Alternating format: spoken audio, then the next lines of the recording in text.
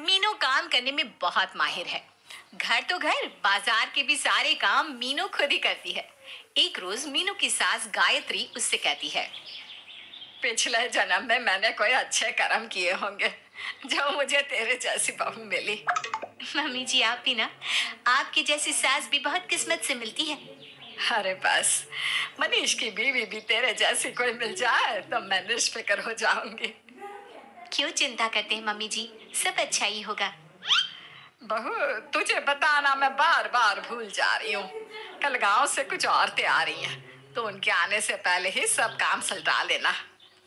मीनू अगले दिन रोज से जल्दी 4 बजे उठकर घर की साफ सफाई कर लेती है और फिर नहा धोकर 7 बजे तक खाना भी बना लेती है। 8 बजे गांव की कुछ औरतें गायत्री के घर पहुंचती है। गायत्री, क्या बात है? इस उम्र में भी इतनी फुर्ती? इतनी सुबह सुबह घर का सारा काम कर लिया? मेरे तो घुटने ही जवाब दे गए। मुझसे तो चला ही नहीं जाता।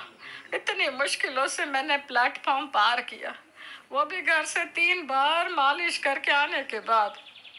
अरे नहीं नहीं, ये मैंने नहीं किया है।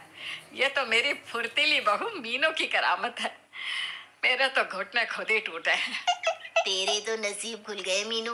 भगवान मुझे भी ऐसी बहू दे दे। इतने में मीनू सबके लिए चाय नाश्ता लगाती है और गांव से आए कुछ लोग में विद्या चुपचाप बैठी सब देख रही होती है। फिर मन ही मन वो सोचती है, मीनू कामकाजी लड़की है, उसके शरीर में बहुत फुर्ती है, सारे काम तो वो अकेली ही कर लेगी। मेरी रीचा के लिए इससे अच्छा घर नहीं मिलेगा जहां वो आराम से बैठकर खाएगी। अपनी ढीलन रीचा को यहीं चला देती हूँ। हे प्रभु, तेरी भी कैसी माया है। इधर उधर लड़के देख रही थी और लड़का यहीं बैठा है। तभी गायत्री विद्या को हिलाते हुए कहती है, क्या हुआ विद्या, कहाँ खोई है?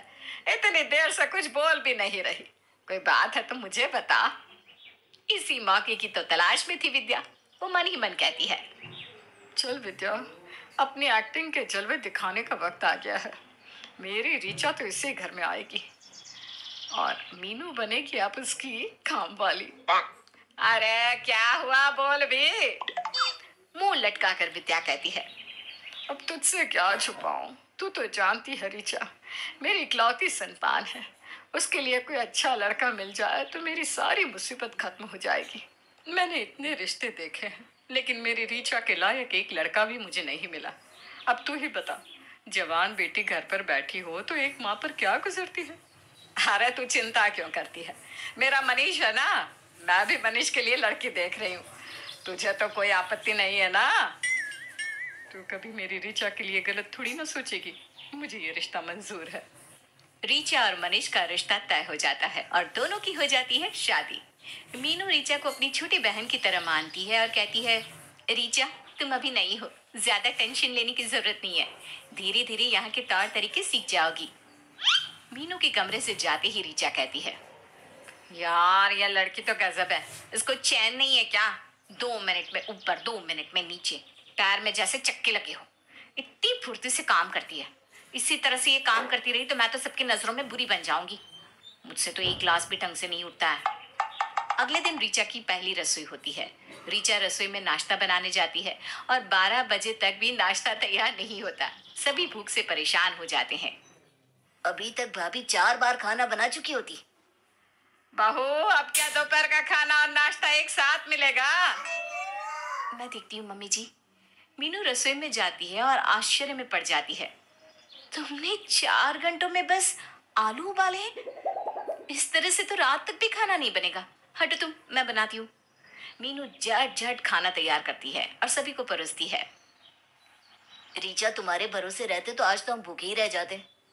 पहली रसोई का नियम ही बिगाड़ दिया तूने। बनाया जिसने है, नेक भी उसे ही मिलेगा। गायत्री अपने गले से सोने की चेन निकालकर मीनू को दे देती है और ये देखकर रीचा के दिल में लग जाती है आग। इस फुर्तीली पछली को तो मैं सबक सिखा कर रहूंगी। इसने मेरे हिस्से का हार ले लिया। अब मीनू दिन भर काम करती है और रीचा बिस्तर पर पड़ी रहती है। एक रोज मीनू अचार बनाने के लिए कच्चे आम छत पर सुखाती है और रीचा को मौका मिल जाता है मीनू का काम खराब करने का। रीचा आमों में पानी डाल देती है जिससे आम सड़ जाते हैं। गायत्री मीनू से कहती है, मीनू ये क्या है, अचार ऐसे बनते हैं क्या? तुम भी रीचा की तरह ढील देने लगी हो, ये आम सड़ गए हैं। मीनू एक पैर पर छत पर चढ़ जाती है और कहती है, लेकिन मम्मी जी, मैंने अपने हाथों से इन आमों को अच्छे से पोंछा था, ये कैसे हो सकता है? मीनू इतना सोच ही रही होती है कि दिलीप उसे आवाज देता है, मीनू, मेरी शर्ट आयरन कर दो, मुझे ऑफिस निकलना है। जी अभी आई। मीनू एक सेकंड में छत से कमरे में आ जाती है और शर्ट में आयरन कर देती है। उसी वक्त मौका पाकर रीचा शर्ट जला देती है और जब दिलीप शर्ट पहनने लगता है, मीनू ये आयरन है, इतनी भी फुर्ती से मत काम किया करो कि काम ही खराब हो जाए।